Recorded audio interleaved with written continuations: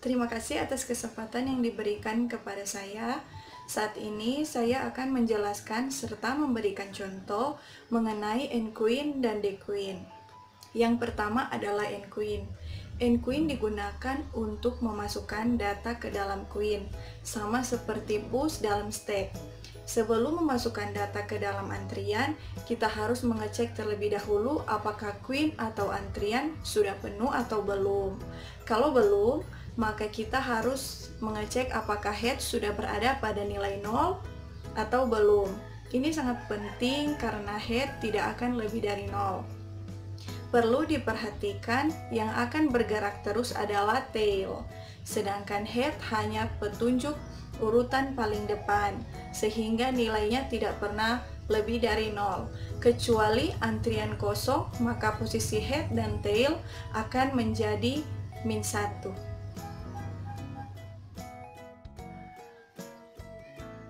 Proses N-Queen saat memasukkan data pertama kali, nilai head dan tail berubah menjadi 0. Tetapi saat data yang dimasukkan sudah lebih dari 1, maka yang akan terus berubah dan berjalan-jalan itu adalah tail, sedangkan nilai head itu tetap di awal. Contoh dalam N-Queen, misalnya kita akan pergi menonton di sebuah bioskop. Nah, untuk kita bisa menonton, kita harus mempunyai tiket agar supaya bisa masuk ke dalam studio.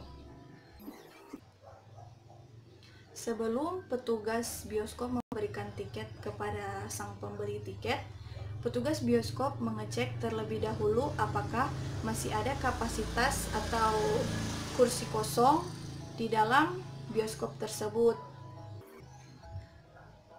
karena akan menambahkan penonton baru. Sama halnya juga dengan N-Queen.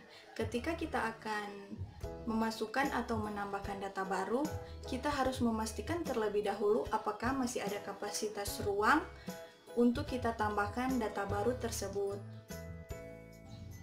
Selanjutnya adalah proses D-Queen. Proses D-Queen adalah kebalikan dari fungsi N-Queen. D-Queen digunakan untuk mengambil data yang sudah masuk di urutan pertama, sehingga kita tinggal membaca data yang ada di posisi head. Nah, inilah fungsi dari head. Jangan lupa kita cek dulu apakah queen kosong atau tidak. Tetapi jika queen ada isinya setelah data diambil, data yang di belakang dari head digeser ke depan, sehingga data yang digeser ke depan menjadi head. Selanjutnya adalah contoh The Queen. Saya memberikan contoh The Queen ini, misalnya kita berada di dalam wahana kincir angin atau juga kita sebut Draaimolen. Dan ketika Draaimolen itu sudah selesai berputar sesuai kapasitasnya atau sesuai waktunya, si petugas Draaimolen akan menurunkan si pemain penaik Draaimolen tersebut satu persatu.